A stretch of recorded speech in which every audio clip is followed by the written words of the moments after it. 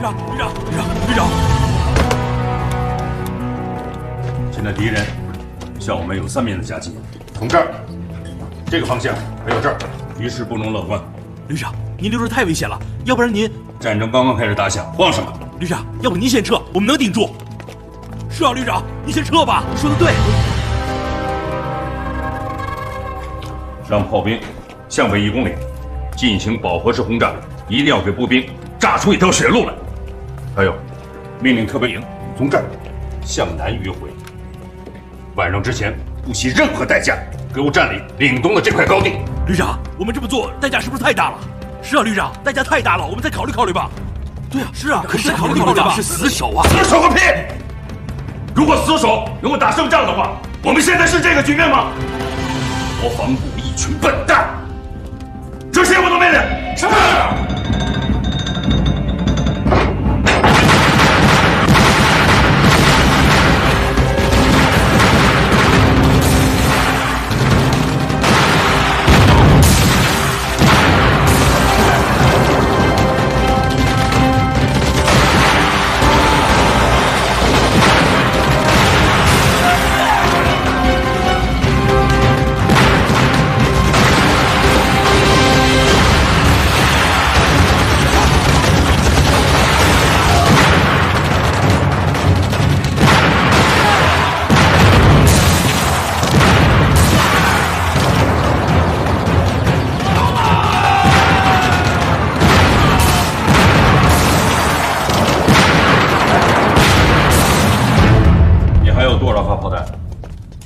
剩不多了，也就100来发了。一发别留，全都给我轰在这个地方。是。回来，把帽子戴正了。去吧。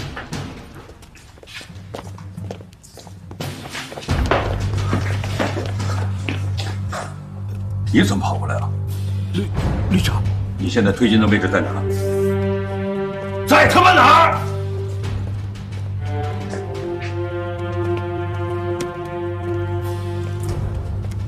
我2个小时之前给你颁布的命令啊，让你们向南迂回，在天黑之前不惜任何代价给我占领这块高地。你现在刚推进了不到半里，干什么吃了你？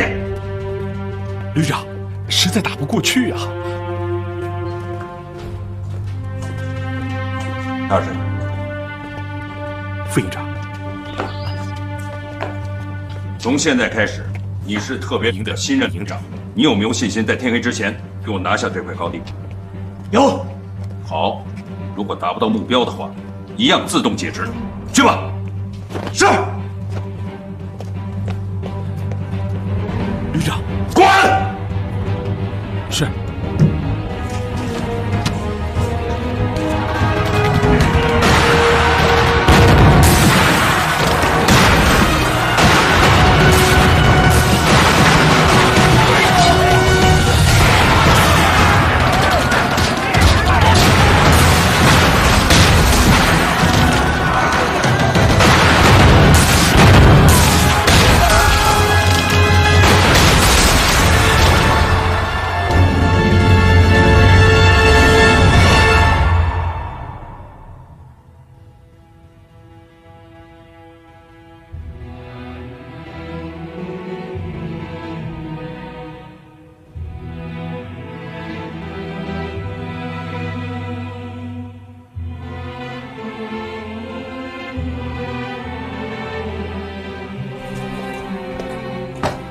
旅长，国防部为了表彰咱们89旅胜利突围，特此给旅长您颁发了青天白日勋章。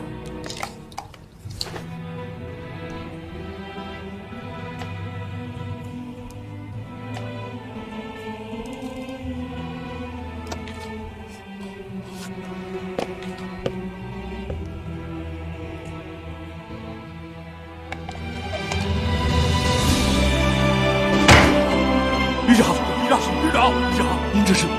就这东西，能换回我89旅1600多名兄弟的生命。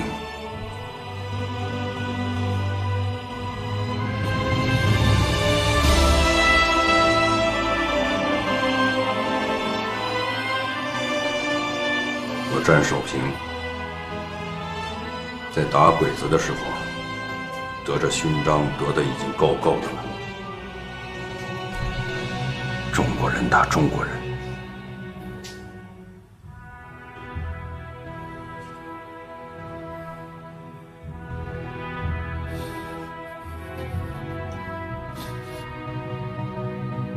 我不稀罕。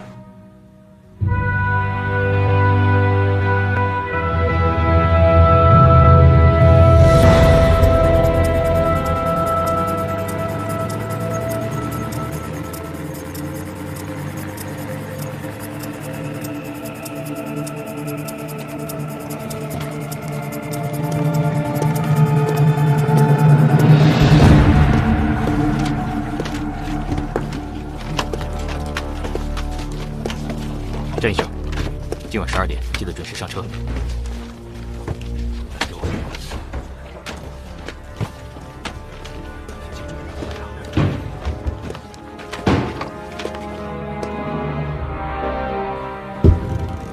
这原本是战守安年轻的生命中最快乐的一天，解放军就在城外了，对他来说，新中国也就在城外了。保密局的地下工作就要结束，他即将生活在新中国的艳阳下。但就在此刻，一片乌云致命地遮盖了他的天空。王德江，35岁，通辽人，旅营聚财钱庄东主，大厦大学经济系毕业，民国32年加入中共，现任地下区委秘书。王先生，哪有说的不对的地方，还请你自己更正一下。我调查你都半年了，别的事儿我也不感兴趣，你就告诉我今天要和你接头的那个人是什么人。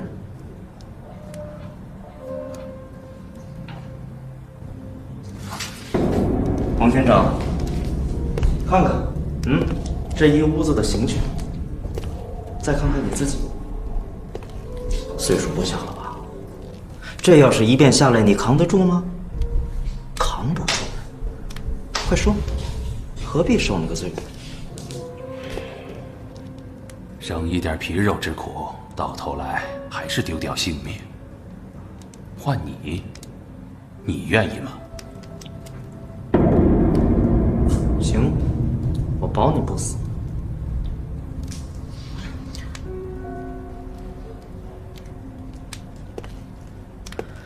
旅营眼看就是共党的天下了，你也知道，保密局这几天也要撤往广州了。多杀一个人无补大局，少杀一个人，我还能积点阴德。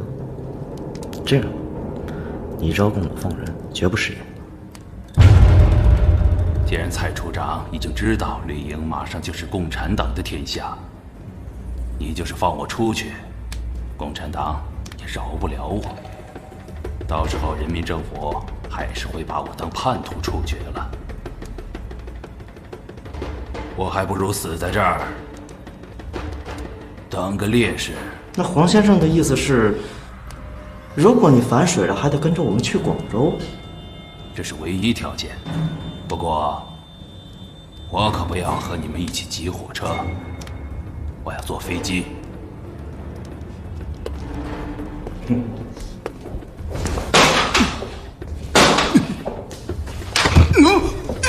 还真他妈把自己当回事儿了！你就是一个地下区委秘书，你知道一张机票相当于什么等级的身份吗？我能让国军少损失好几万人呢！我要是告诉你，绿营防区有一个鱼即将反水通过，而且江里的亲属就在你们保密局，跟我一样是中共地下党员，你会感兴趣吗？啊？谁？我很感兴趣。王先生，只要你说出这2个人的名字，你的要求我完全可以考虑。名字就在我嘴边。不过，我要见到你们主任沈在新，我要他的特批。蔡处长，你说了不算。哼。哎呀，我还真是小看你了。你对外公开身份是财庄公主，会做生意。我说出这2个名字，你们带我去广州，公平交易。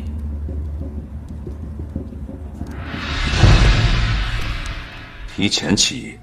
是的，南线解放军的2个军已经对你的友军发起攻击，解放旅营的战务就此拉开。战旅长北区房间的对面，解放军的2个军已经到位，正等待旅长调转炮口，一起攻进旅营。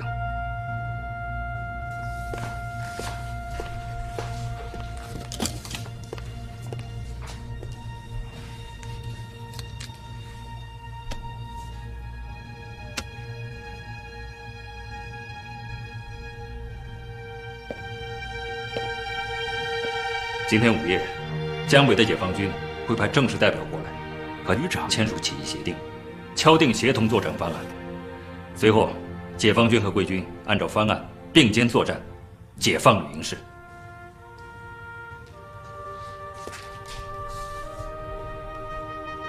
战旅长有什么为难之处，尽管说。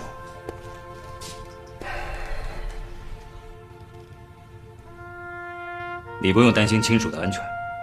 我们地下市委已经做了周全的安排，你的夫人叶菲菲和弟弟战守安，我们会全程负责，把他们安全地送到你的指挥部来，绝不让保密局带他们去广州。林书记，我希望在签署起义协议的时候，有一个人必须要在场。谁？这场起义的始作俑者戴佩秋。正是。这个戴佩秋说来还是我跟我太太认识的介绍人，在6个月前，他就开始对我做说服工作。今天的一切，全是他努力的结果。我对贵党的了解与好感，也是来自于他。所以我们在签署协议的时候，我希望他是一位重要的见证人。这么重要的时刻，当然少不了他。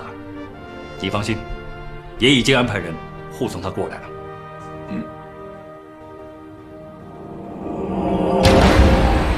我是沈在新。沈主任，你特批一个名额让我去广州，我就说出那个投共将领和他在贵局的地下党亲属的名字。真的？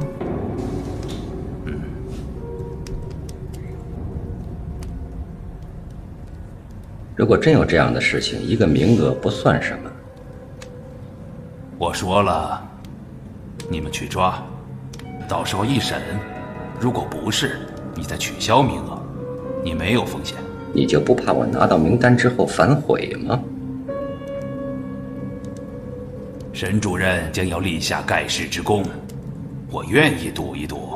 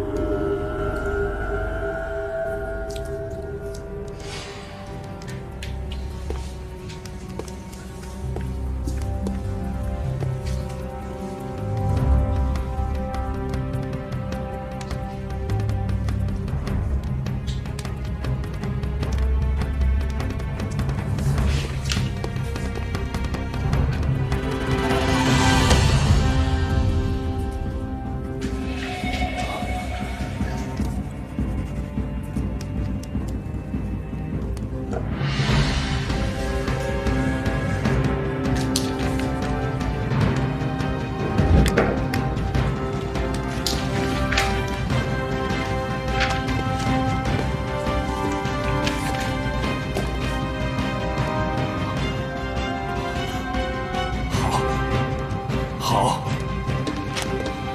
我相信你。那我就先说那个头功将领他亲属的名字，因为他就在贵局的花名册里。一会儿你就可以把他叫过来当面质询。他的名字是。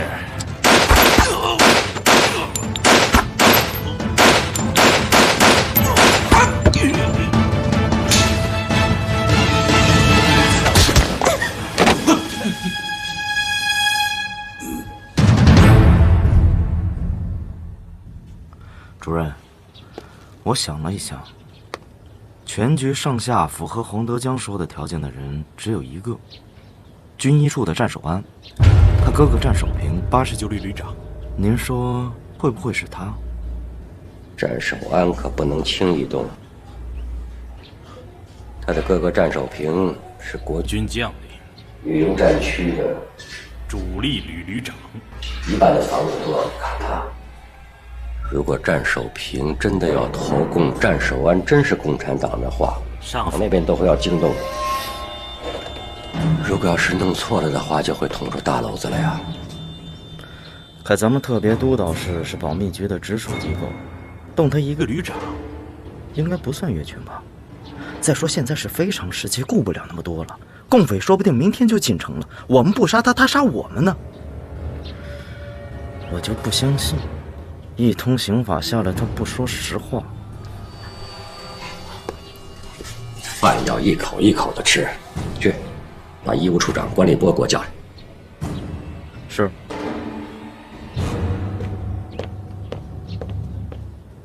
这个药呢，每天晚上睡前1粒，管用。守安，处长，您。 哪儿不舒服？出来一趟。哦。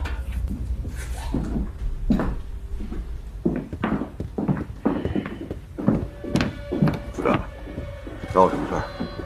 赶快去一趟审讯室，有审讯要你监督。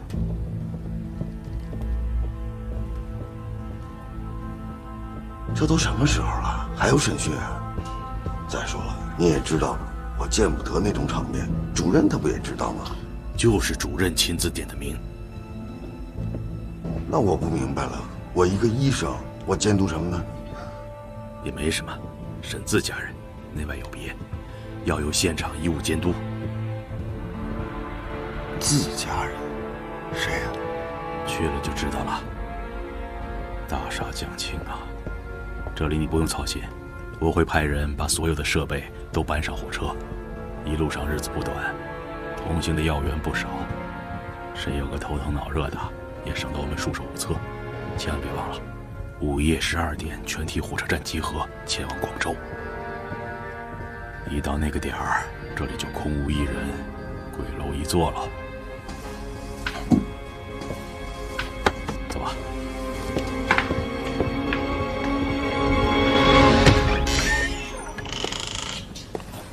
嘿嘿。 蔡处长，你说让你在门口等着我，多不好意思。战医生来，我必须得亲自等。那个，要不然我就不进去了。你说你们那种手段，我实在是……你看你没什么大事。再说了，医学上事不得请教你啊。来。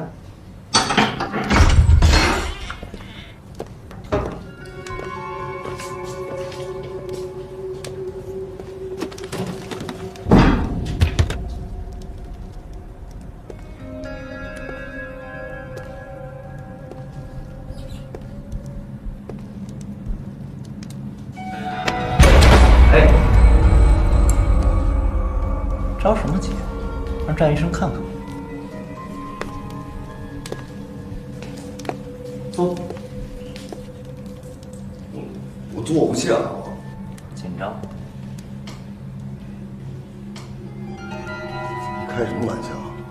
要不然我出去。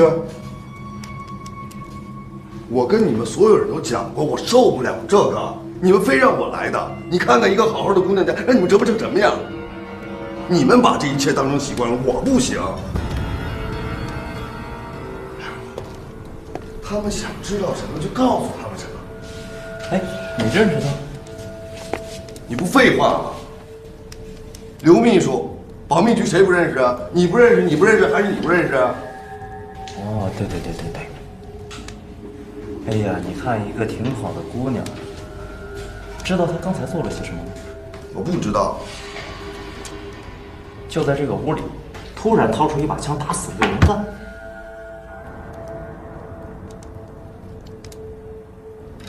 为什么？我也不知道为什么呀，我也想不通。不过你来的正好，咱们俩一起问问。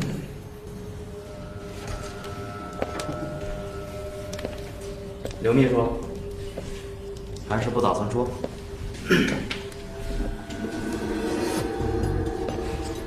你坐的这把椅子是从美国进口的电椅，以前是用来处决死刑犯人的。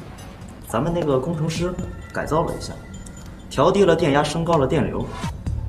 哎，这个黑色的开关一拧，50毫安的电流，就像烧开的钢水一样，钻进了太阳穴，在你的骨头缝里流动。他死不了啊，郑医生。当然你也昏不过去。这下你可有机会好好尝尝千刀万剐的滋味了。那个有文化的人管这个叫凌迟。凌迟。刘小姐，听我一句劝，遭这个罪干什么？说。刘小姐的嘴硬，那就对不起了。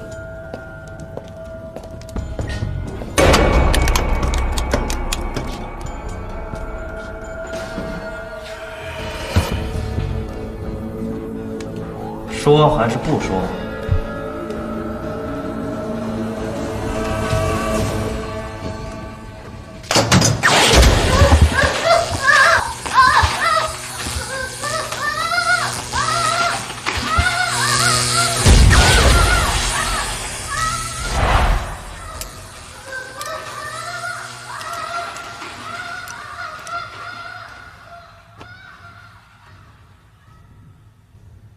上级让我通知你，这是最后一次任务。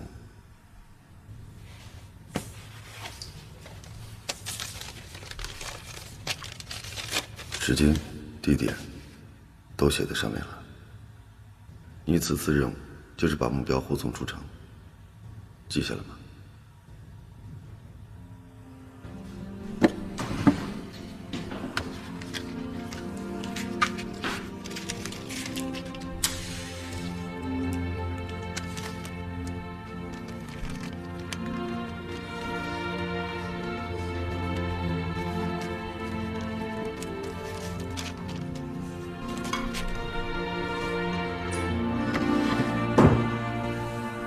还有一个好消息，完成这次任务之后，你就不用再回来了。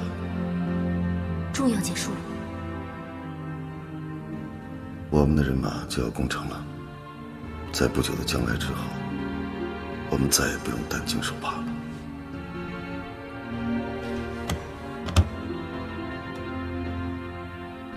你怎么了？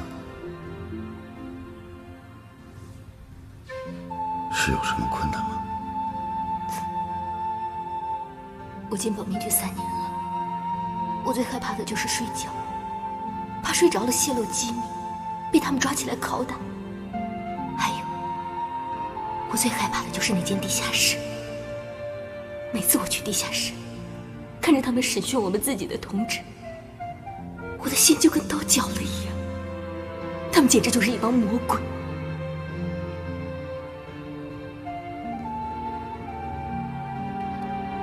对不起，詹医生，你天天和伤口打交道，肯定要笑话我。不，你之所以害怕，是因为你善良，而不是懦弱。好在这一切就要结束了。终于不用再看见那帮魔鬼了，终于不用担心被他们抓住了。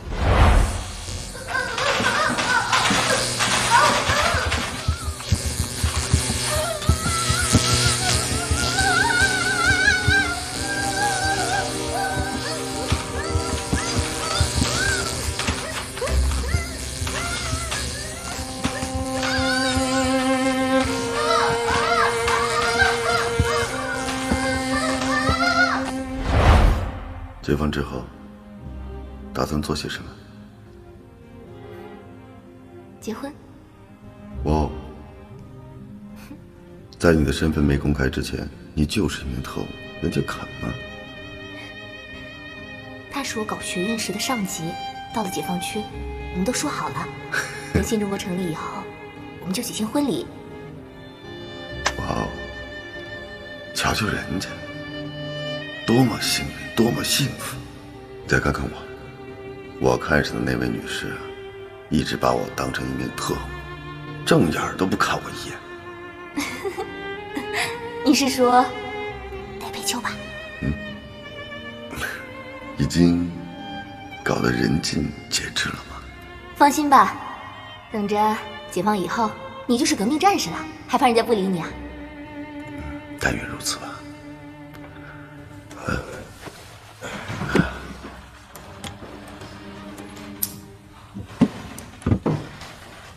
一点小意思，收下吧。如果赶不上你们的婚礼，就当是份子钱。谢谢战医生，祝我们最后一次任务成功。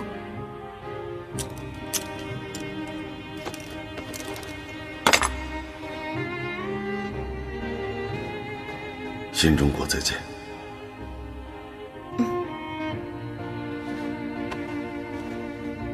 等穿上我们的军装，再进这里也不迟。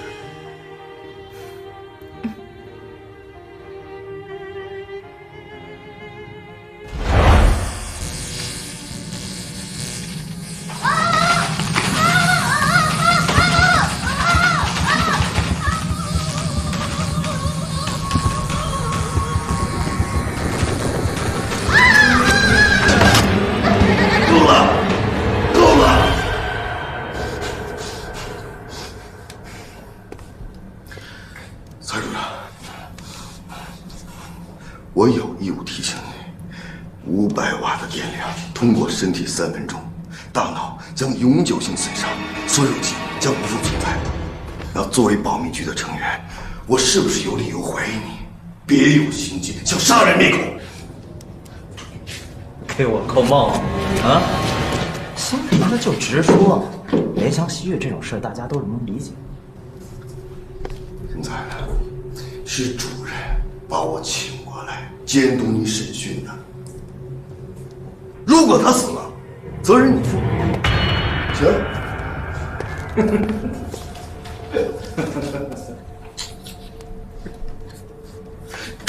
急了啊？开个玩笑。对，主任让你来监督他，别让他死了。那你先把他给弄醒，醒了以后，我们不打不骂，文明审讯。你什么意思？这个药呢是美国进口的致幻剂，非常有名的成食药。一会儿你就睁大眼睛看着我给他注射进去，等药效上来了，我问他什么说什么，一句假话都没有。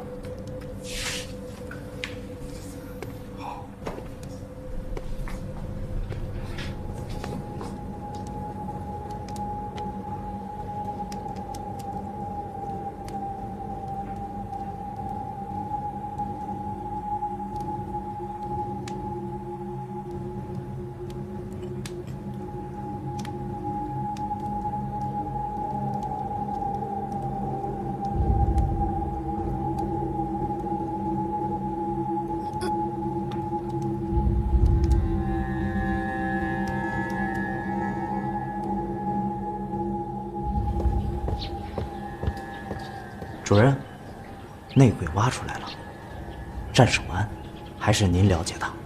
刚才审刘佳宁的时候，他撑不住了，方寸大乱啊。现在是原形毕露，您这招比我那个管用多了。看看去。是。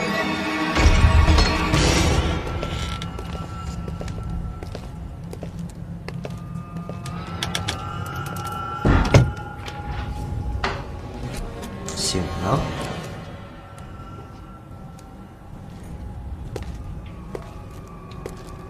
那就开始吧。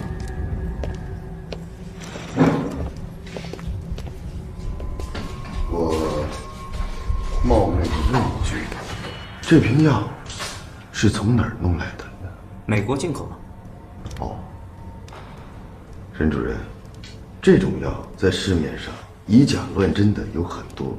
如果说我手上拿的这瓶药是假的，那给刘佳宁使用就会有生命危险。出了问题，谁来负责任？你说这是假药？主任，这批致幻剂是我亲自找进口商购买的，不可能有假。批号和序列号都有问题，所以我拒绝使用。我就知道你会拒绝。注射。是。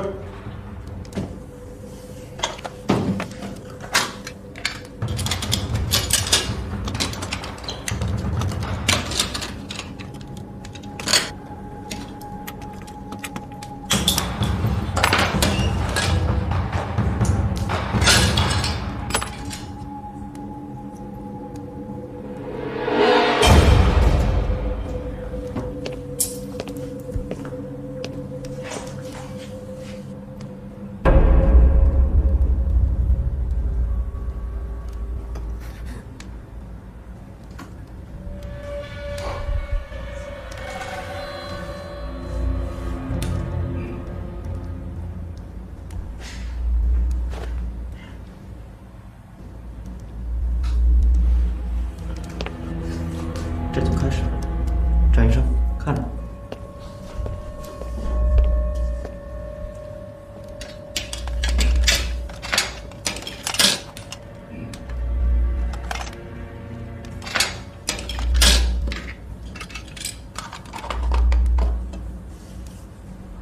张医生，照这个脸，念给他听。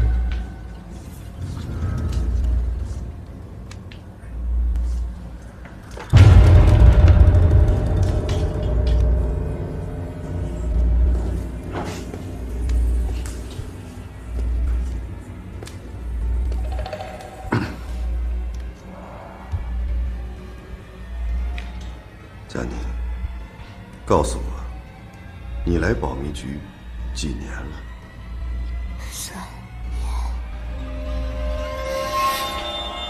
年。你在保密局的职务是什么？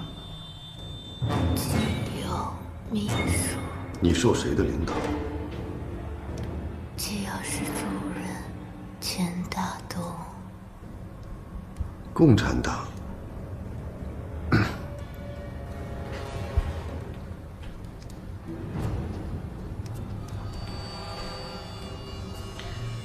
共产党方面的领导人是谁？共产党领导人。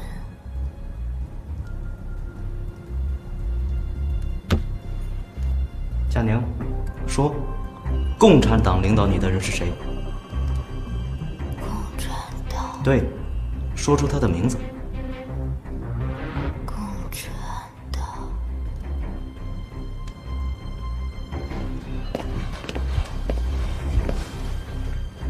佳宁，说，说完就可以回家了，快说。回家。对，说完就可以回家了。回家。说呀，你倒是说话。共产党领导你的人是谁？说。说呀，谁领导你？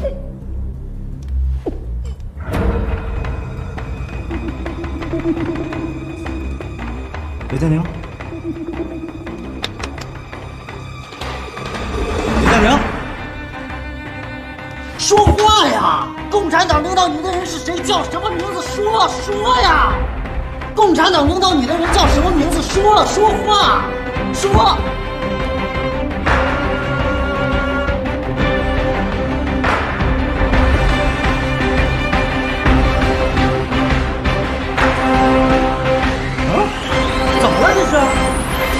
你倒是说话！共产党领导你的人叫什么名字？叫什么名字？说话，说！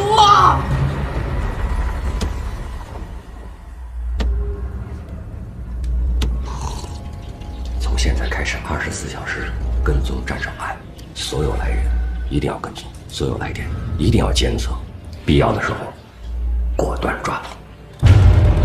这群王八蛋，干脆把他先扣起来。他原来出去就让他出去，一定会把我们要抓的人引出来。是。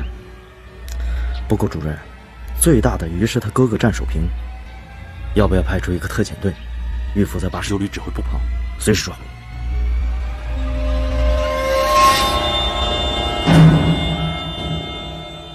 抓一个旅长，要有国防部的签署命令，明白吗？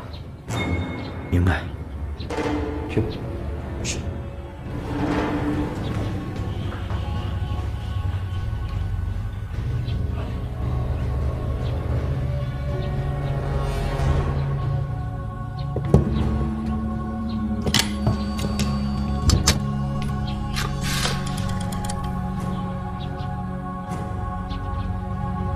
我是沈在新，我要国防部监察厅厅长。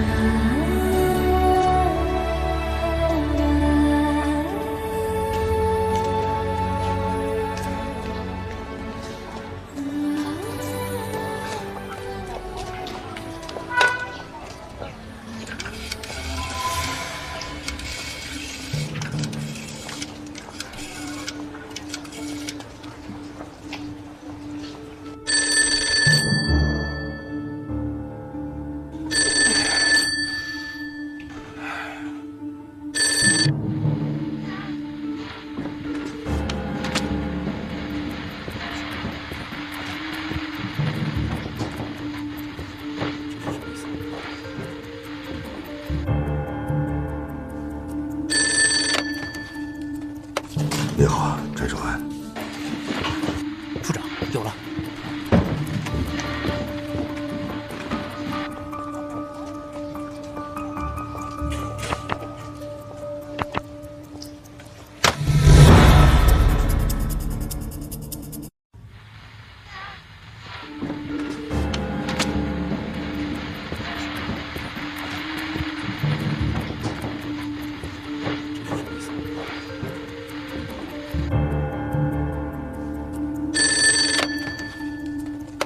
你好，翟守安。处长，有了。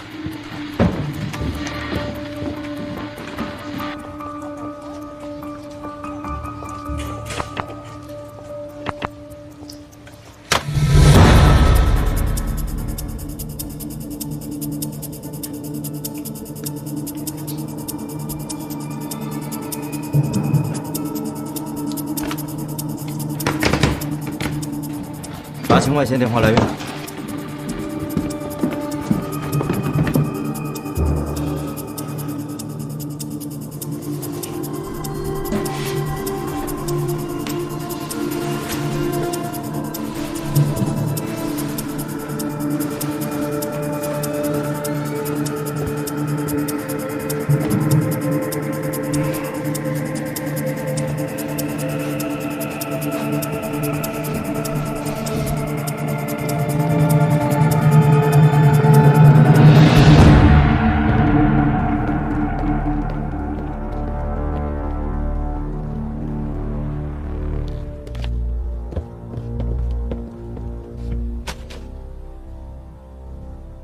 我安排的人已经跟上了，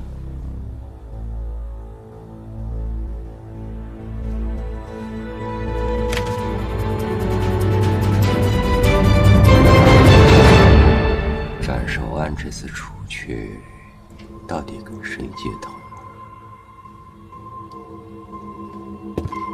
他的上下一露头，马上收网。是。国防部现在已经派出一个执法队前往89旅指挥部了。只要我们这边抓住战守安，审出口供和证据，那边马上逮捕战守平。明白。战守平现在有2个亲戚，一个是他的老婆叶菲菲，还有他的弟弟战守安。你们行动处先处置战守安，随后处置他老婆叶菲菲。是。此番行动关乎东北战局，一定不能让89旅偷工，抓住叛将，以儆效尤。是。关键是跟住了，主任放心。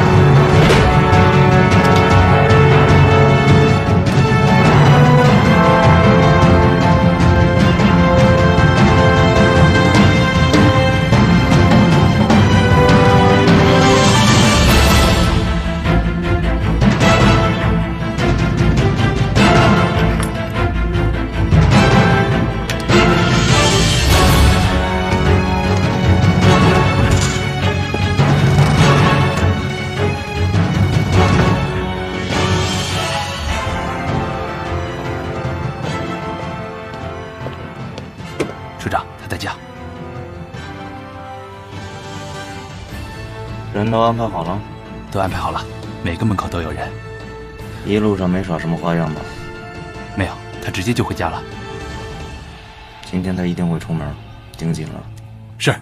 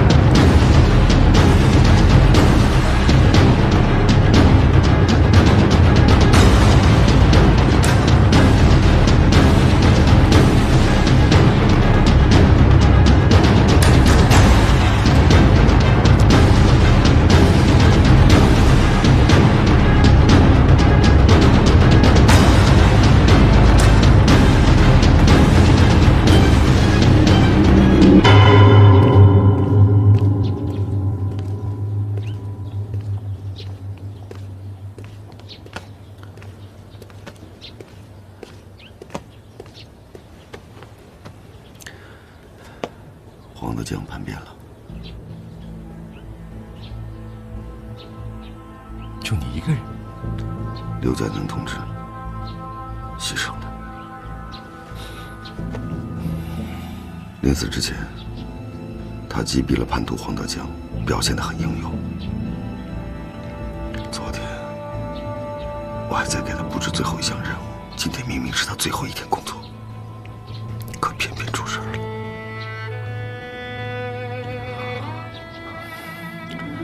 黄德江本来的任务是建议你撤退的，所以你现在赶紧离开，马上走。我去哪儿啊？那蒋宁同志的任务怎么办？我来安排。你别骗我了。同志们都在陆续的撤退，离约定的时间越来越近，你上哪儿去找人？找谁都可以，唯独你为什么？你哥哥战守平马上要率89旅起义了。他终于决定了。太好了。这就是上级派人来接应你的原因，这也是起义的一部分。国防部已经接到了保密局的电话，说明敌人已经对起义有所耳闻。一旦89旅起义，那么敌人肯定会对你的哥哥下手，同时也会对你采取行动。这个时候，你必须马上走，立刻撤离。我想知道，刘嘉宁同志最后的任务是不是和起义有关系？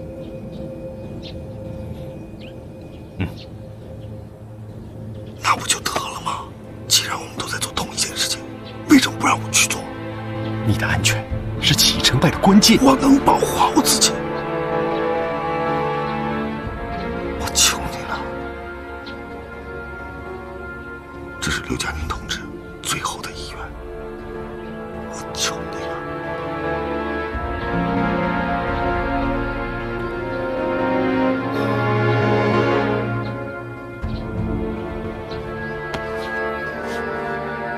我的车在门口。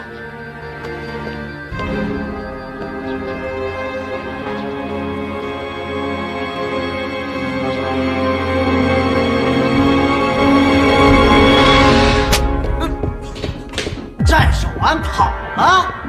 我们明明看他进了屋子，可是到了晚上，他们已经不见了。饭狗！饭狗！都他妈是一群饭狗！还站着干什么？啊！去给我找，给我抓！是。处长，你看人全都去火车站了，再去找战守安的话，就赶不上火车了。今天就是不走了，也得把他给我抓出来。是，滚！是。老蔡，南边防线已经被共产党突破了，共军马上就进市区了，再不走就来不及了。长阳车站集合，火车可不等你。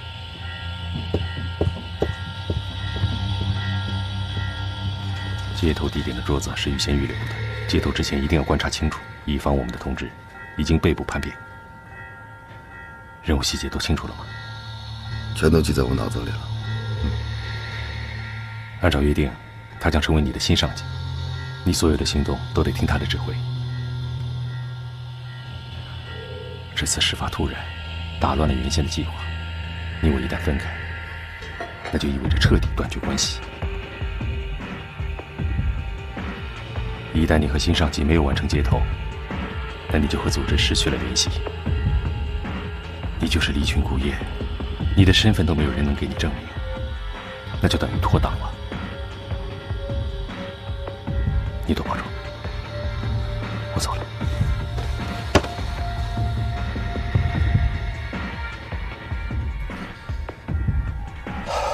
老崔，谢谢。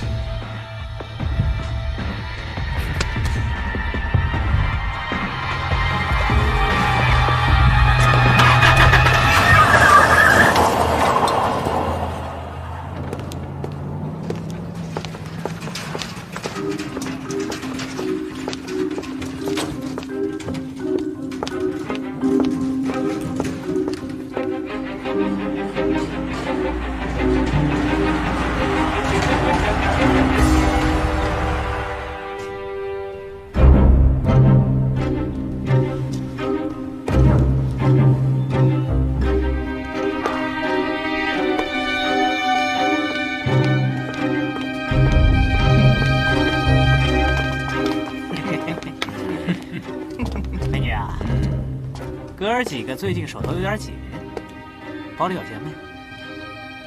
你们要干什么？包里的东西拿出来。把包打开，拿过来。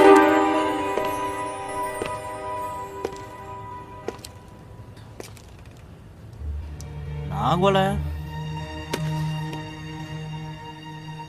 戴佩秋。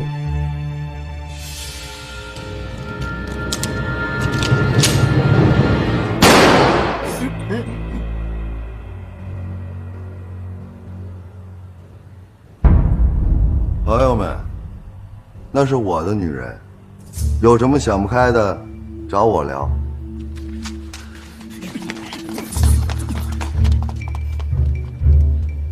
别指望我会谢你。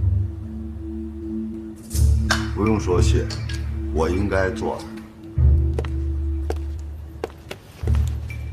秋后的蚂蚱。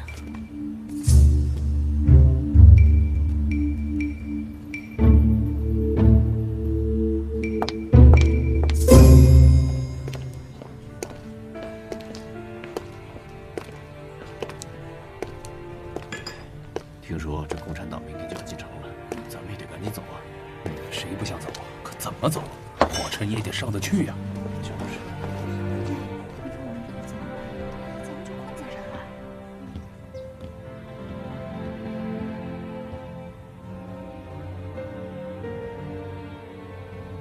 接头地点的桌子是预先预留的，接头之前一定要观察清楚，以防我们的同志已经被捕叛变。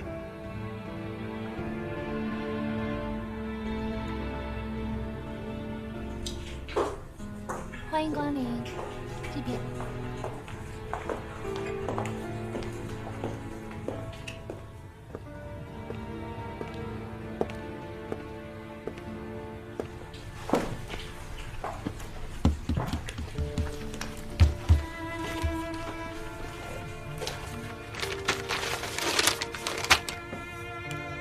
怎么会是他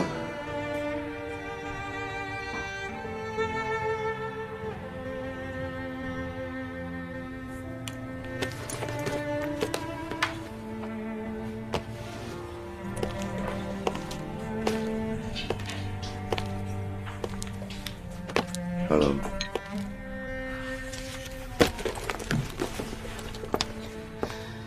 你还有完没完？很巧啊。把我也送进保密局？哪儿的话呀？我们局的人差不多都跑干净了。那我还有事儿，我先走了。别急着走啊！哟，哈哈，风月，这个月的我还没有看呢。这么冷门的杂志，你也喜欢？当然。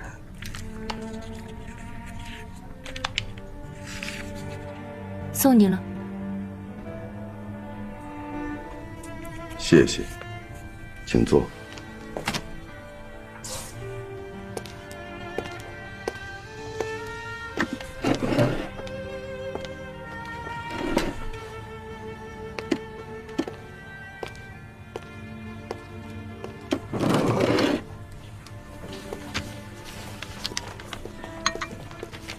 请问两位喝点什么？奶茶好不好？咖啡。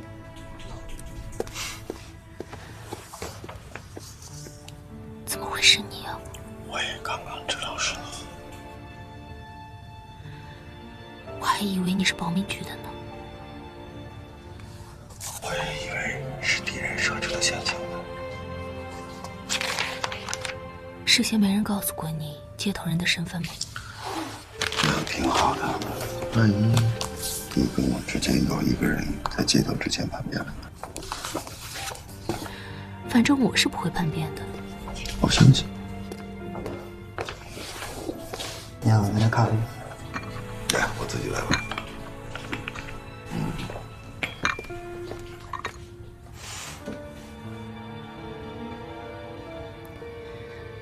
哎，说正事儿。今天跟我接头的，不应该是个女的吗？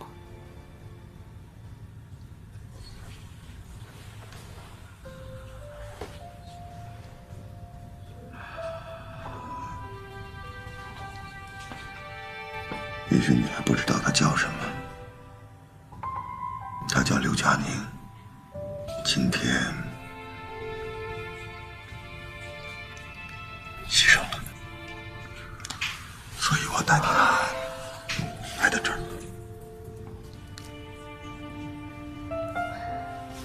好吧，从现在开始，我就是你的直接上级。我们今天的任务是，你要和我一起去九灵堂，在在夜里12点之前到达。我搁那儿。好，现在走。来之前，上级跟我说，接头的人身份特殊，有能力帮我们到达目的地。你完全不用有任何顾虑，保密局的证件该有的我都有，保证你畅通无阻。但是我有一个要求。什么要求？你得听我的。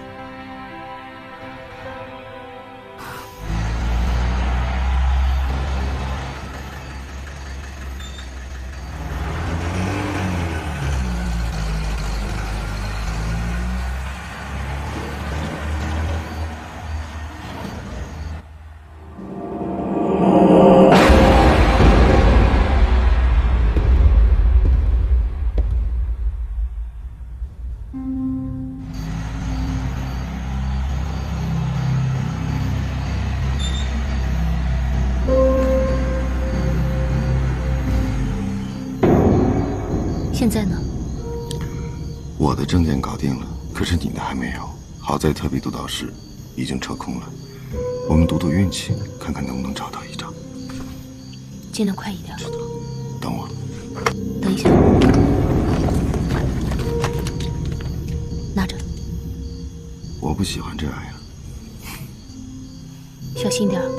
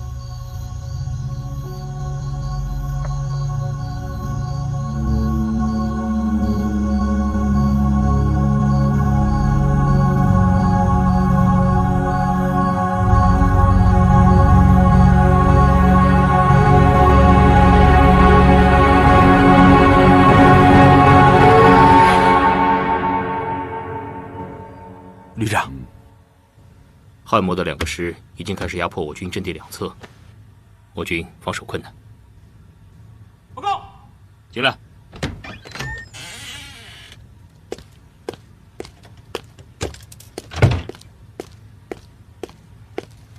战旅长，在下杨守成，奉国防部命令，督察89旅对共军作战行动，请给予配合。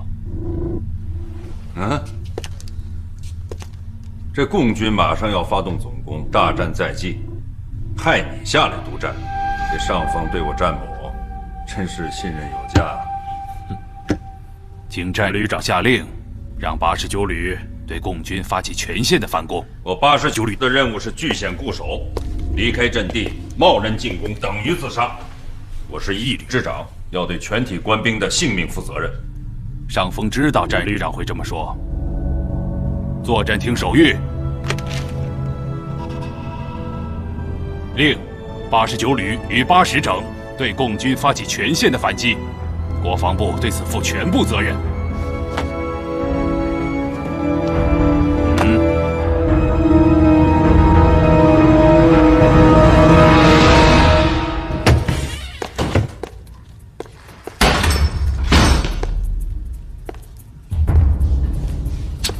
没事吧？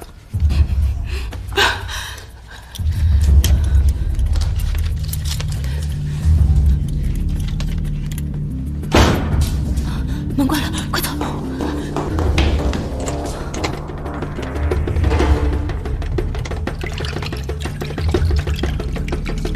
让一下。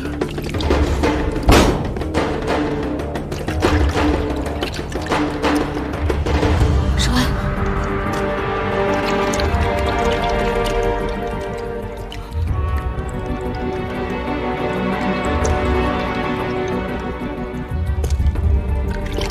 站守安，别违停了。这里是保密局的指挥，上路吧。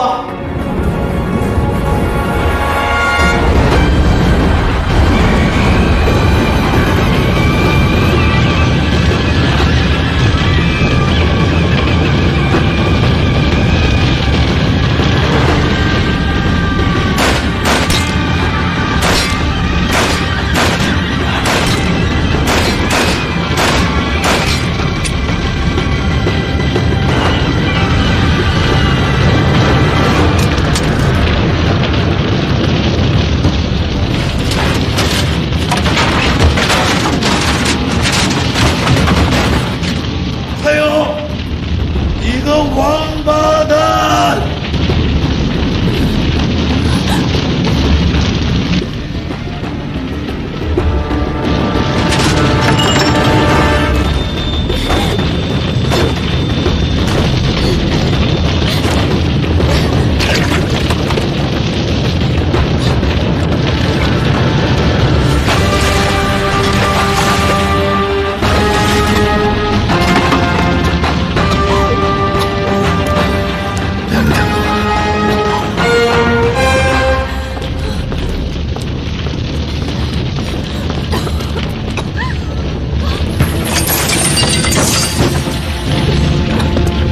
怎么样？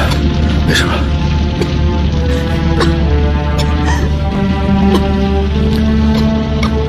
没有水。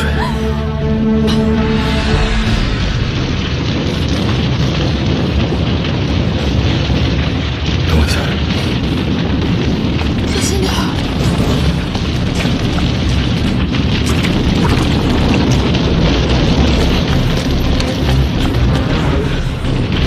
别下去，至少能让你好受一点。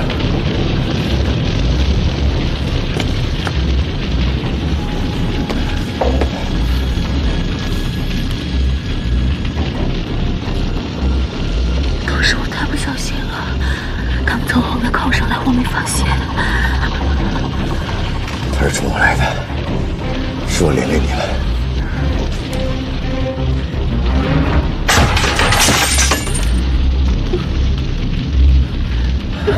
我想象过无数种死法，唯独没想到我会被烧死。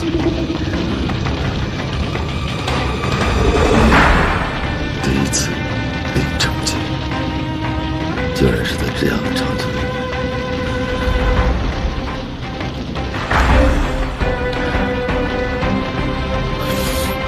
我有好多话想和你说。我知道你要说什么。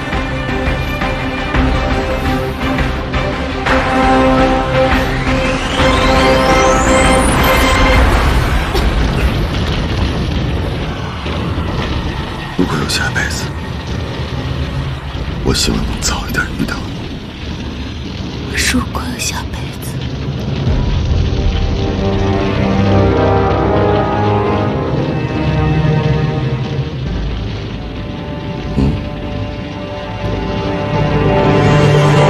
我好像突然想起点什么。等我，等我，等我。小心点儿。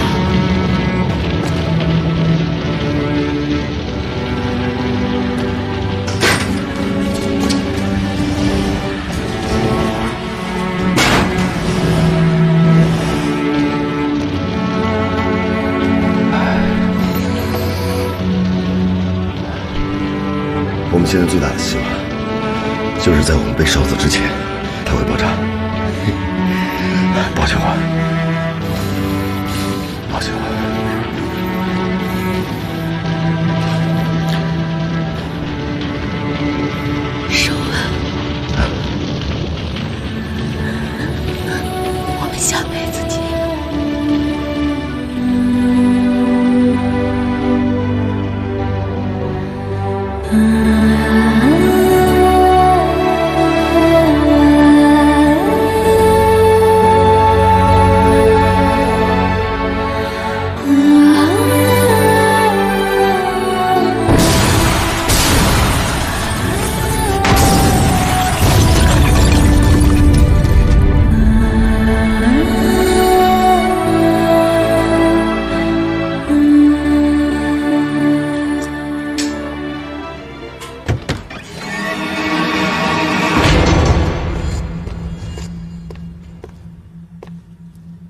战，旅长。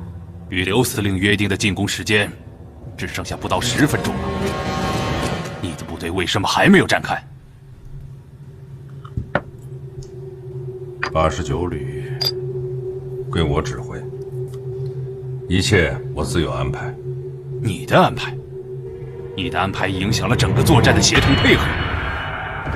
我现在有理由怀疑，你是在故意贻误战机。杨组长，这里是89旅的指挥部，不是你放肆的地方。战守平，既然话说到这个份上，那就不要怪我不给你讲情面了。刘司令给我的指令是，如果时间一到，反攻击还没有发动，那我就解除你的旅长职务。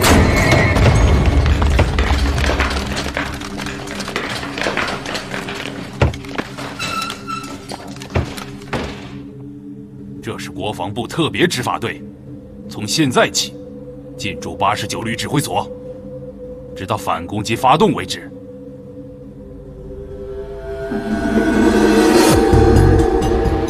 还有8分钟。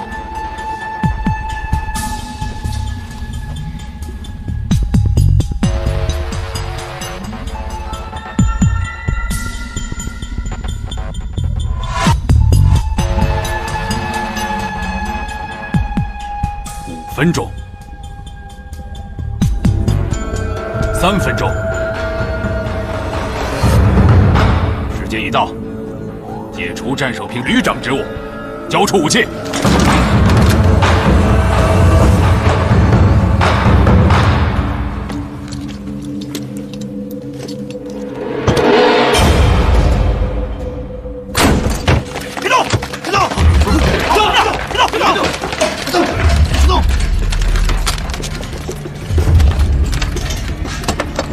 你们要干什么？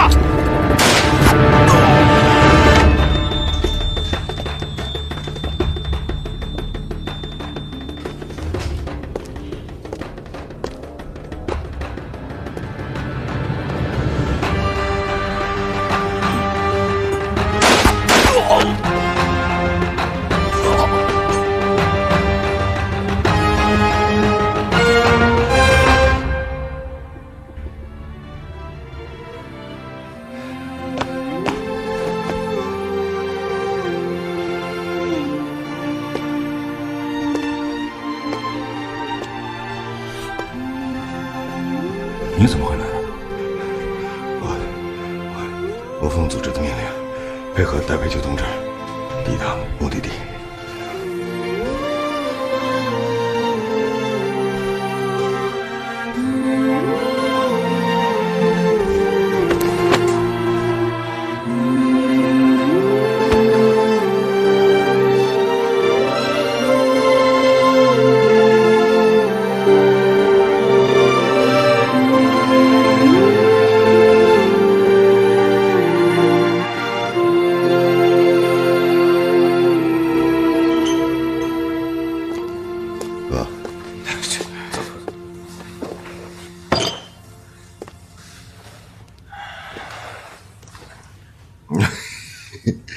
你什么时候加入的共产党？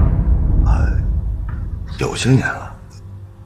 这么大的事儿，为什么不告诉我？这是组织上的纪律。也就是说，这些年来，我一直把你看作是弟弟，你一直把我当作是敌人。没有，哥，我只是为你担忧。担忧什么？怕你成为旧时代的殉葬品。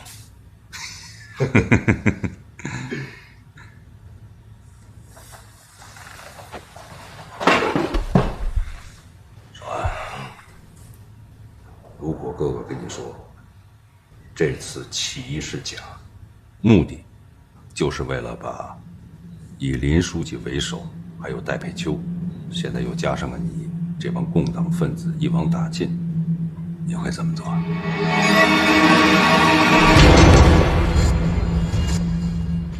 哥，这个时候可不能开这种玩笑。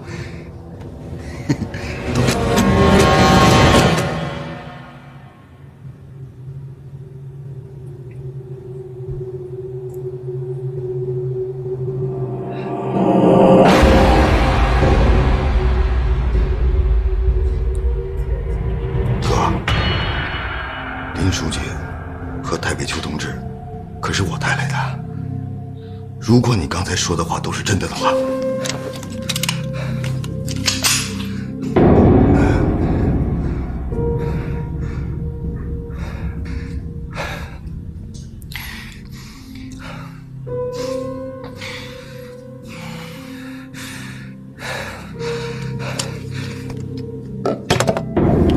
你是我哥，我不可能找你开枪，我请求你打死我，这样我对我的祖师至少是忠诚的。开枪吧。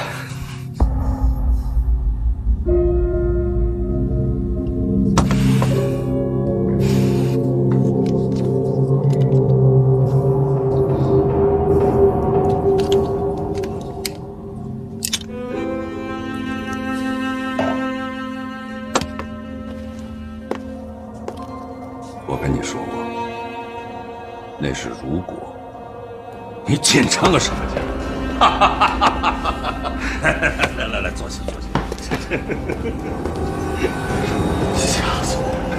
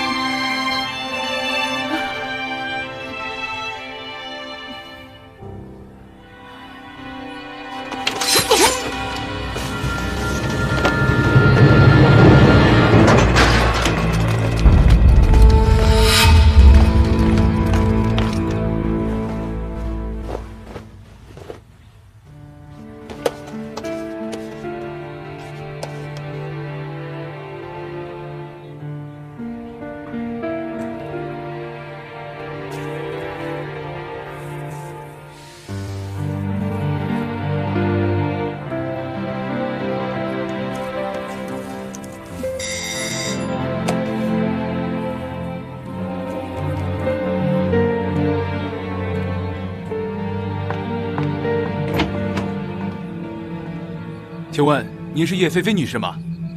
是啊，我是。请问你们？战夫人。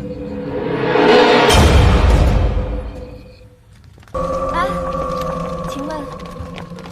请问你们这是干什么？这么多人。收拾行李呢，这是要劝阻。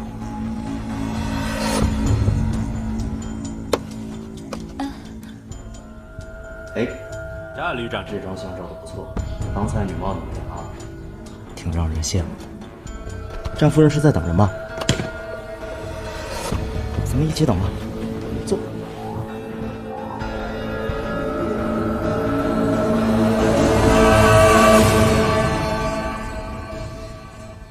怎么是你们俩一起来了？德江和佳宁呢？黄德江叛变了。刘嘉宁同志为了保护战守安，牺牲了。我们来的途中遇到了一些意外，不过好在战守安他在危险时刻表现非常勇敢。要不是他的话，我今天可能就见不到你了。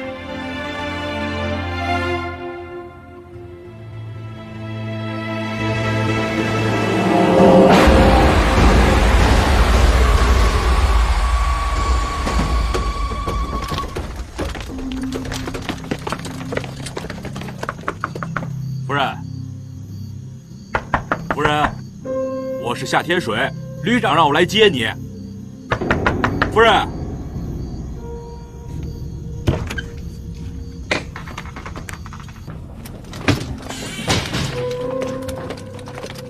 夫人，你在啊？急死我了。走吧，夫人，旅长等着呢。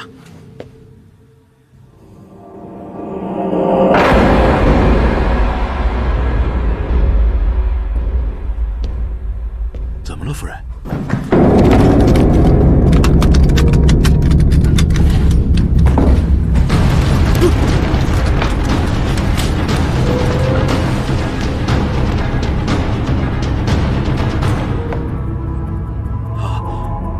解放军弟兄啊，请问你们是哪部分的？你是哪部分呢？我们是89旅的。贵军与我军现在是自己人了。哦，自己人。夫人。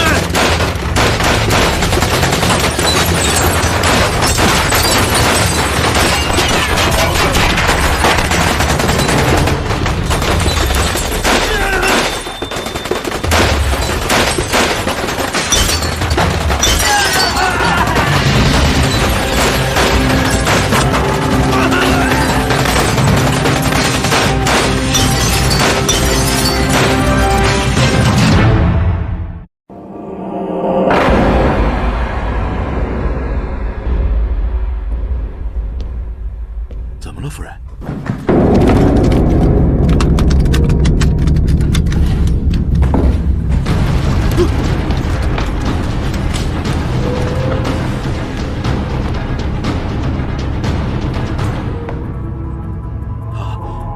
是解放军弟兄啊，请问你们是哪部分的？你是哪部分呢？我们是89旅的。贵军与我军现在是自己人了。哦，自己人。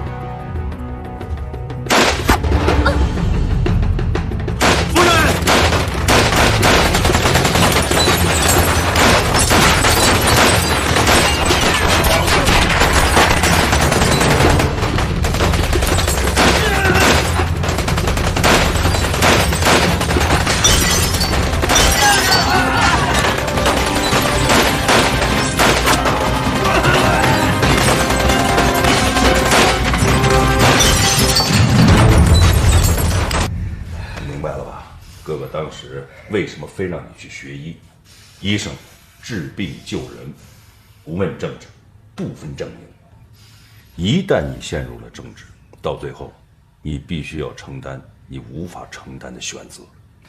是啊，可是现在你已经起义了，我们现在就是在一个阵营，我不用做那种选择。时代在变，阵营也会随之而变。不管阵营变成什么样子，不管这国共两党最后打成什么样的局面，我是你哥哥，你是我弟弟，这点永远不会变。就像你刚才所说的，今后不论发生任何事情，我们俩永远要站在同一个阵营里面。还有，守安，你要记住，以后你再有什么大的举动，一定要告诉我。我一定。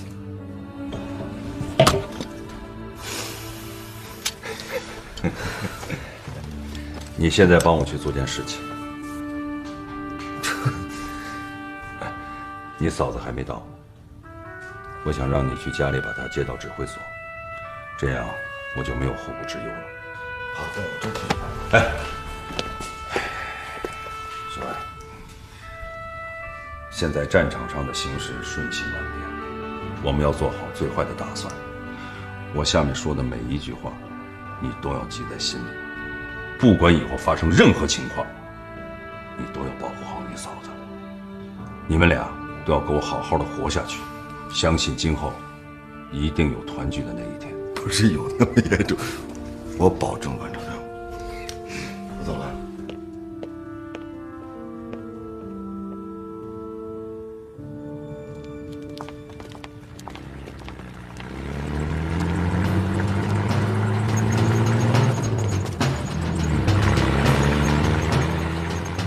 哥哥大他10岁，一兄一父。战守安的人生历程由哥哥一手安排，唯独加入中国共产党是他自作主张，这曾使他对哥哥暗负愧疚。哥哥的嘱托使他觉得兄弟之间浅显近视，亲密温暖。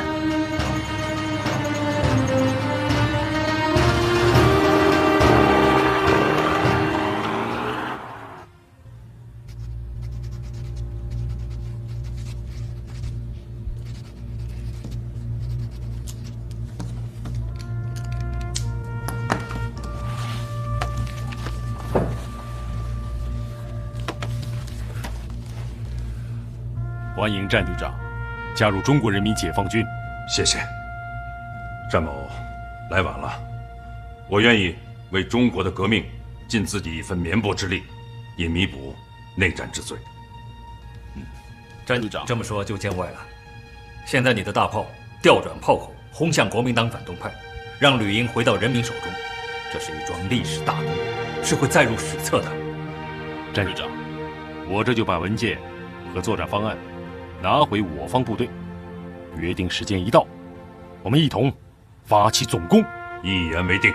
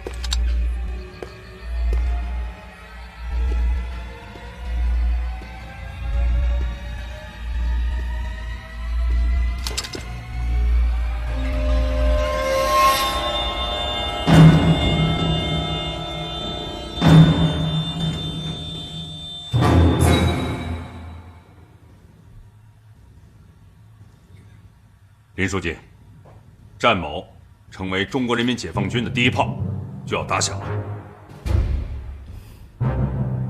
参谋长，是。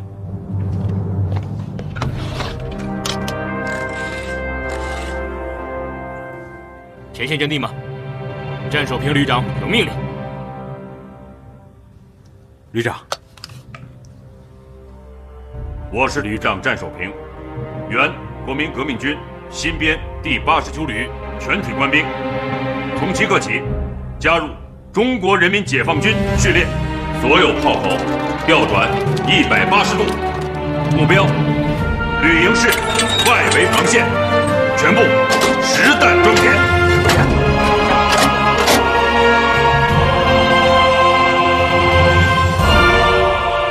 全体注意，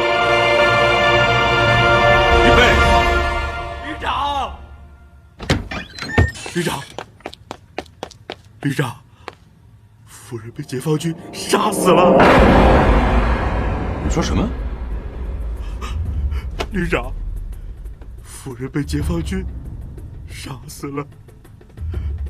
我对不起旅长，对不起夫人呐。站起来！站起来！起来！立正！说！报告旅长，属下率警卫班在关底接夫人，发现夫人被解放军扣留，属下率部反抗，双方激战，死伤殆尽。夫人呢？夫人她被解放军枪杀了。这一切都是你亲眼所见？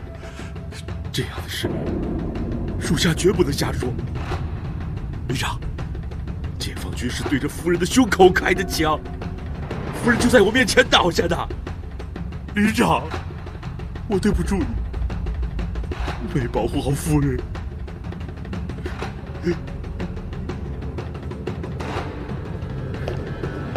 战长，发生这样的意外，我们也非常震惊。现在战场局面犬牙交错，非常混乱，真相到底如何还无法定论。但是我可以向你保证，我方一定会负责查清真相。别说了，战大哥，解放军绝对不会对菲菲开枪的，我们绝对不会打一个手无寸铁的人的。到此为止。战长旅长，这一定有误会。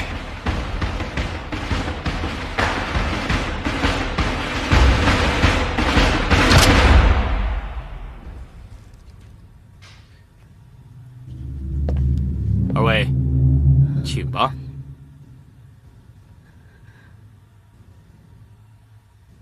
来人！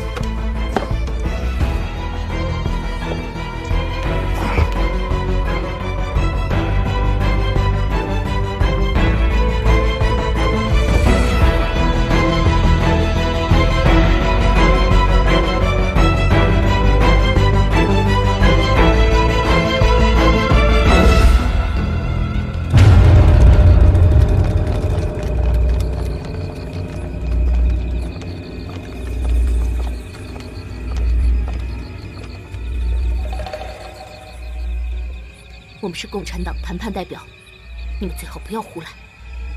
你们杀了旅长夫人，就是撕毁了起义的协定，是你们背信弃义在前，就不能怪我们无义了。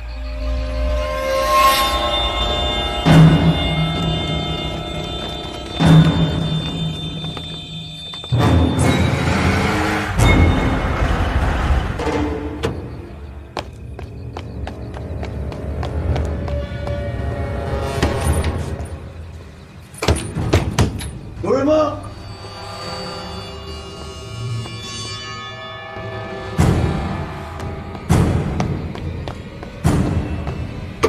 突如其来的变化，看着满地的国军及同志的尸体，战守安不知道这个时候该相信谁，也不知道回到战守平处是否安全。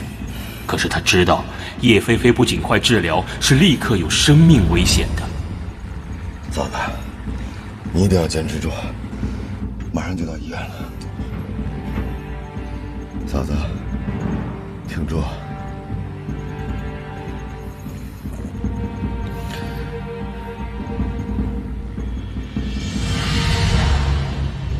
嫂子，你得坚持住。这里你不用操心，我会派人把所有的设备都搬上火车。一路上日子不短，通行的药源不少。谁有个头疼脑热的，也省得我们束手无策。千万别忘了，午夜12点，全体火车站脚，前往广州。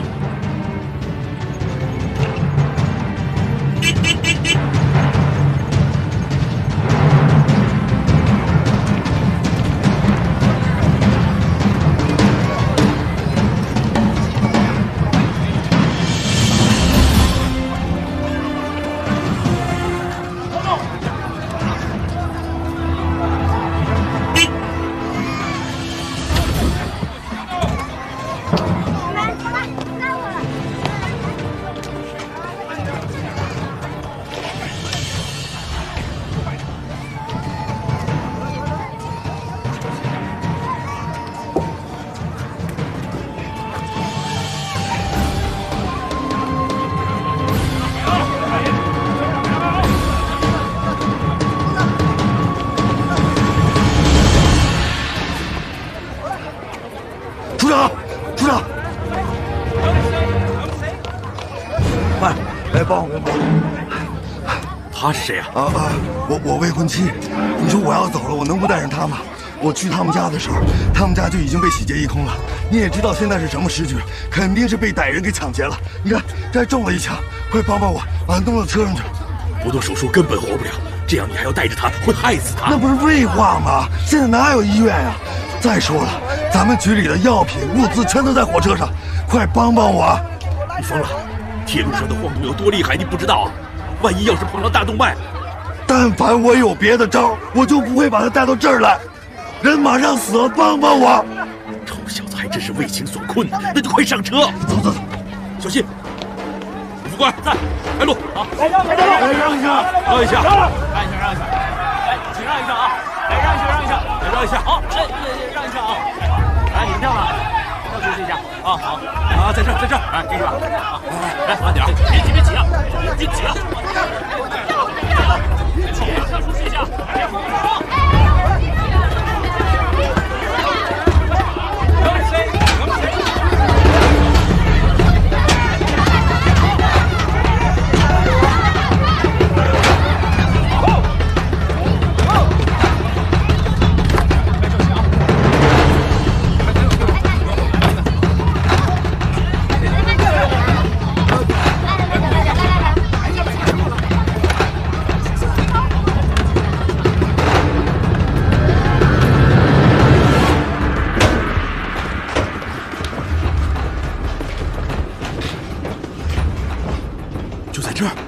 更好的地方吗？能把手。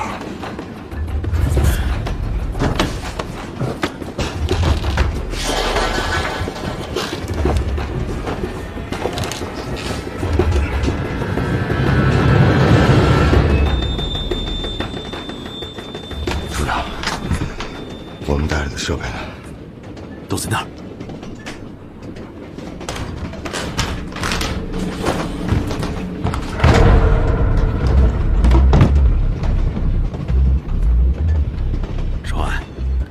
你可要想好了，这一刀下去，可就没有回头路了。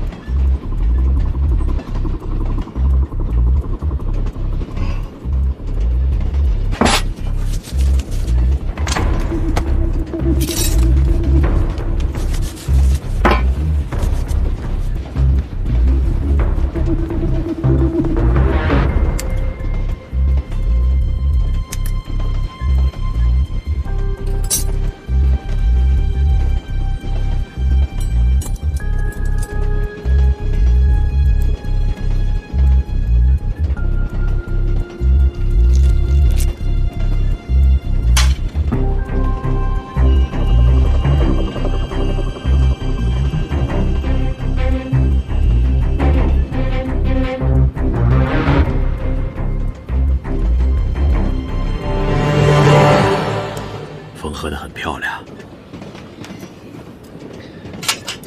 不出意外的话，1个星期后可以走动了。大元吧，你小子什么时候有的未婚妻？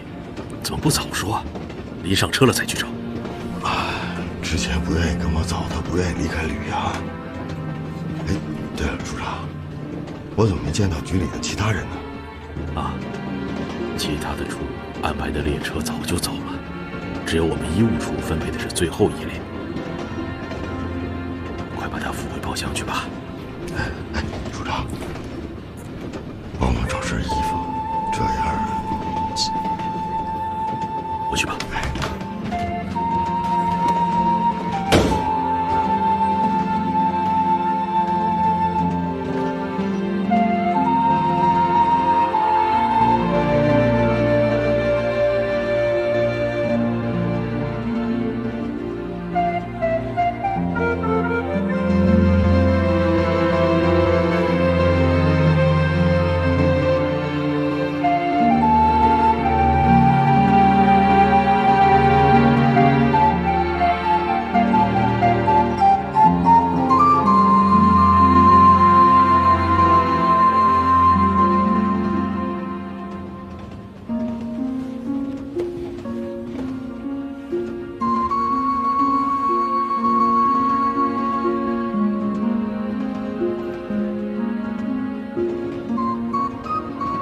这是20世纪40年代后期中国寻常的一幕，在决定中国命运的决战中，战败的一方犹如决堤之水，夺路而逃，奔涌而去；而属于胜利者一方的战寿安，却被命运之手拨弄，裹挟在战败者逃亡的洪流中，亡命天涯。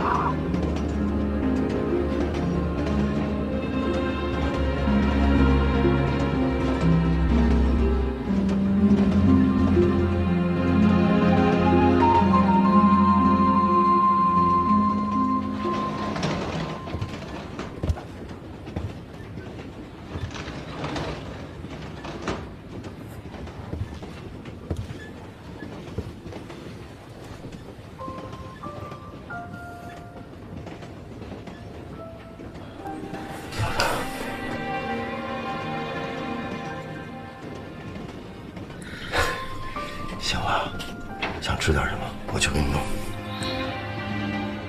守安，我们这是在哪里呀？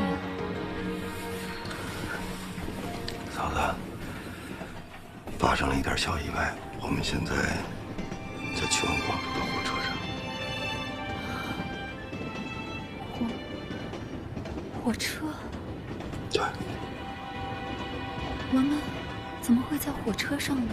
嫂子，这正是我想要问你的。在我去之前，家里到底发生什么了？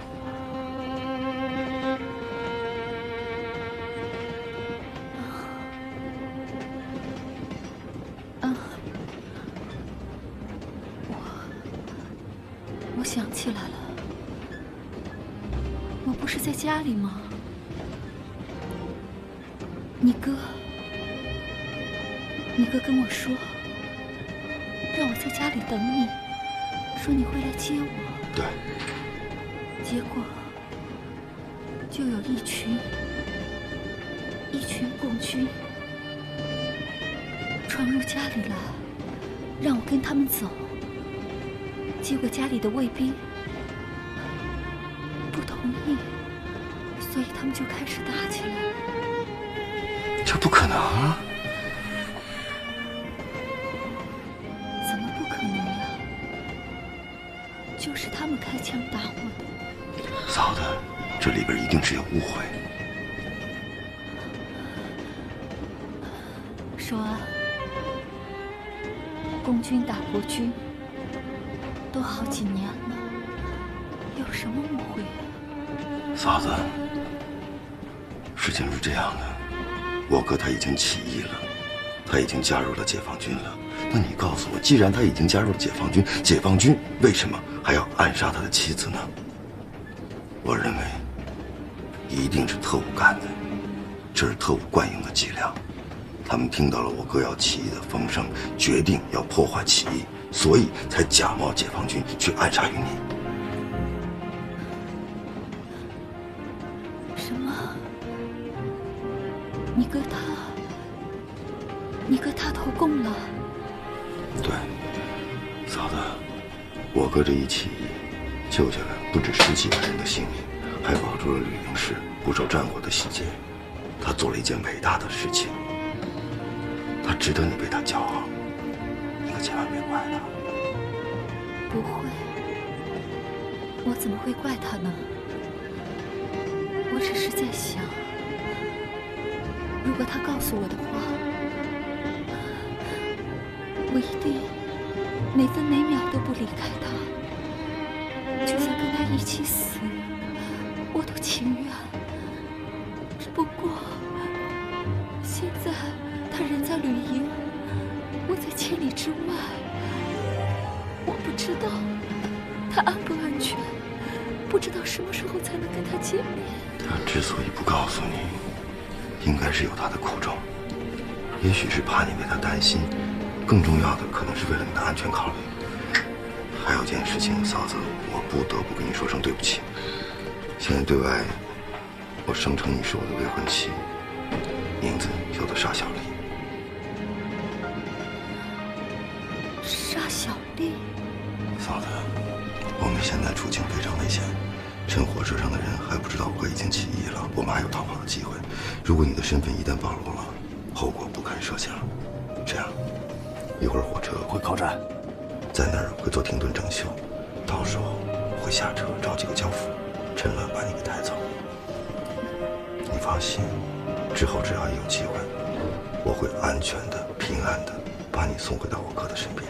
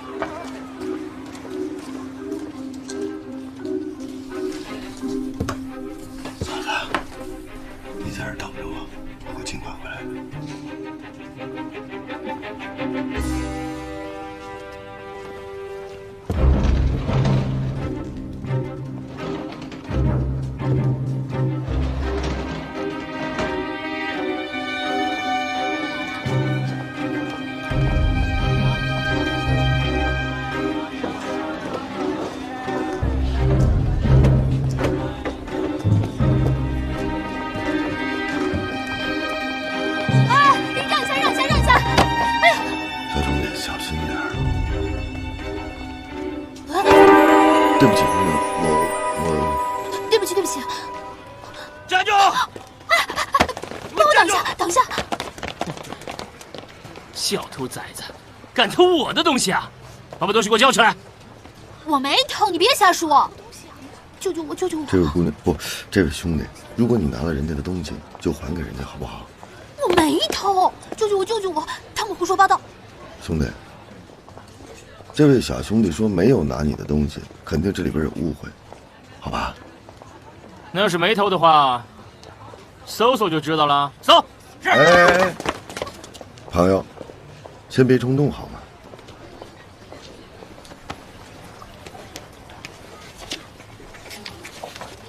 咱们都是自己人，兄弟，哪儿丢的东西去哪儿找一找，兴许就能找着呢，是不是？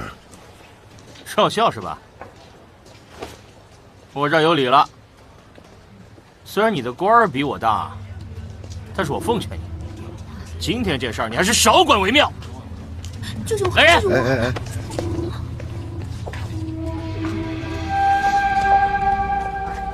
光天化日之下，你我都是军人，在这样的公共场合不合适。你看这样，你丢了什么东西，我照价赔给你，好不好？哼！来，你拿着。哟，有钱是吧？老子可不缺钱！抓起来！任务今天必须带走！救救我！救救我！救救我！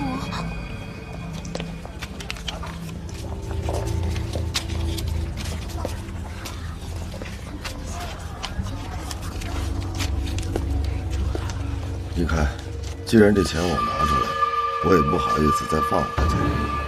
那我就收着了。但是人，你走。人走。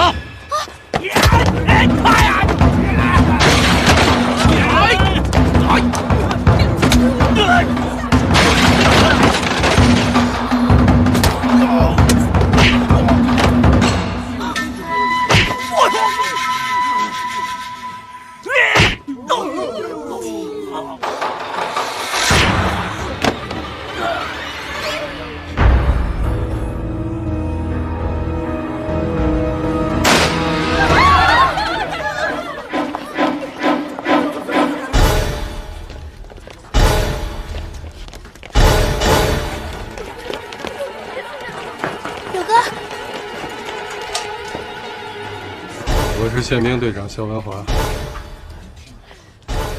看看你们自己，还像个革命军人吗？打了几个败仗，国民革命军就变成土匪了？就是，他们仗势欺人，他们搜我，是他先偷了我东西，我没有。滚！凭什么？滚！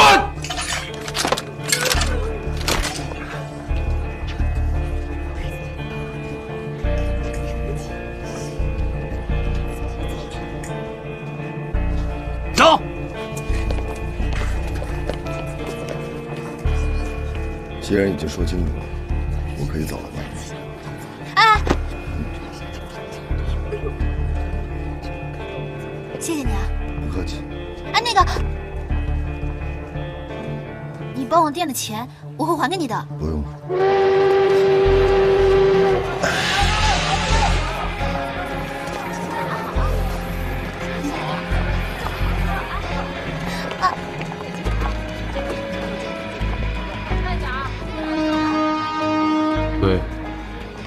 喂，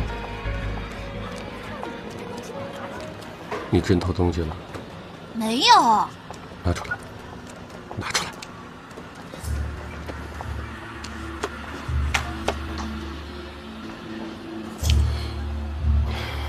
你让我说你什么好？姑父回家又得说你。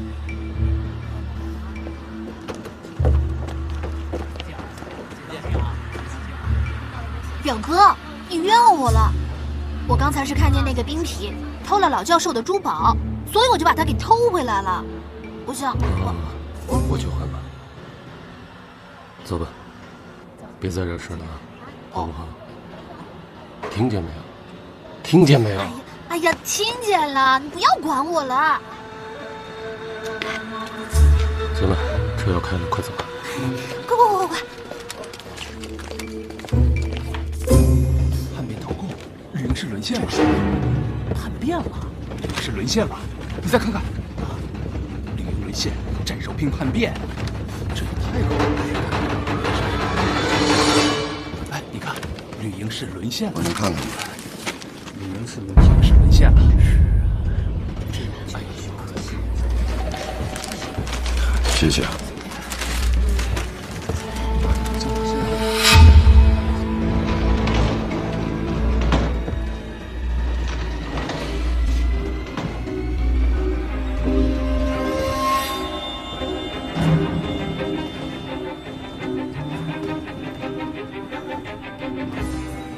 手啊，好点了吗？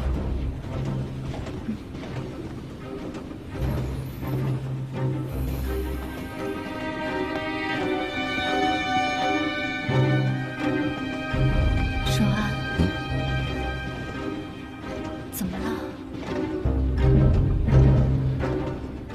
没怎么的。嫂子，我哥起义的事情已经登了报纸了。我们现在的处境非常危险，如果一旦我们被抓起来，你一定要一口咬定跟我认识只有2、3个月的时间，根本就不知道我的家世。戡乱时期，你的身份他们无法查证，所以他们没有办法对你下手，好吗？那这样，如果他问起你的话，你会不会有麻烦啊？嫂子，你不用担心，关键的是你的身份千万不能暴露。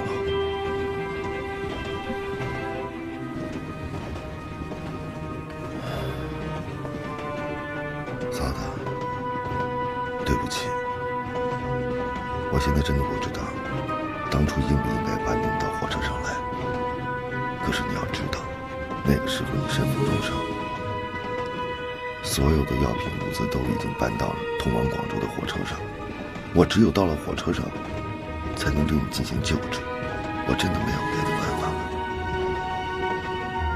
手啊，你别这么说，我这条命根本就是你救回来的，我感谢你还来不及呢。你千万不要自责，你这么说，我心里很过意不去。我真的不知道我是救了你还是害了你，我搞不清楚了。不过嫂子你放心，我答应过我哥，不管发生什么，哪怕天塌下来，我也会保护好你的。只要我还有一口气在，我一定会把你平安的送到我哥的身边，让你们2人再次团圆。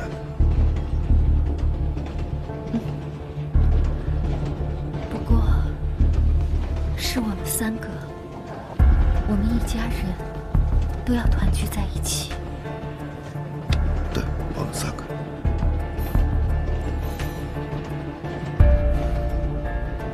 谢谢你，手安。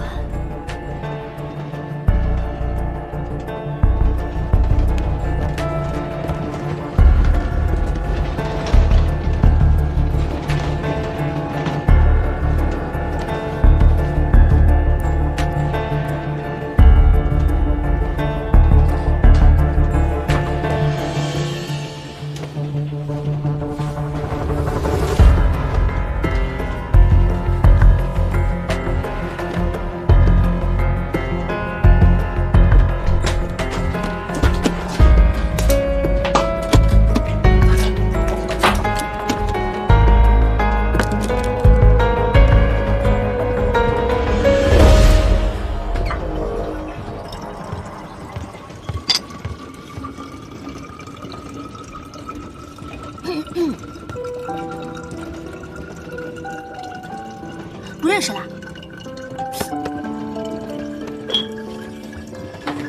你是小偷吗？别说的那么难听嘛。你也不知道我为什么要偷。我不管你有什么动机，总归你是偷了，那就是贼。贼？那你为什么要救一个贼啊？从你挡在我面前开始，你就成了我的同伙，你就是我的贼党了，不是吗？你不说话，我可替你说了啊，因为我是个女的，而你呢，你是小宝玉，你见不得女人受罪，你怕我会被那个冰痞欺负，是不是？轮到你了，这位姑娘，你未免感觉太好点了吧？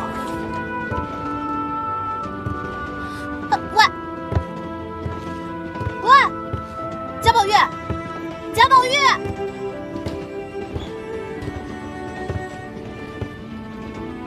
我欠你的人情，我早晚会还给你的。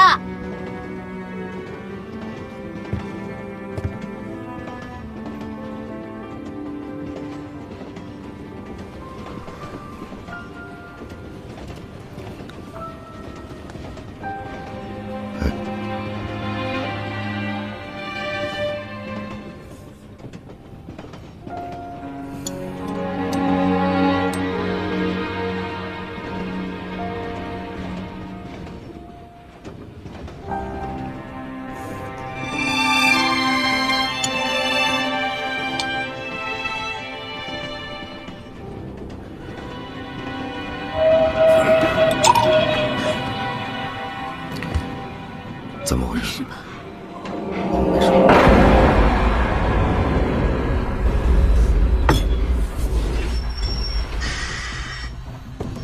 是不是已经到了广州了？不可能。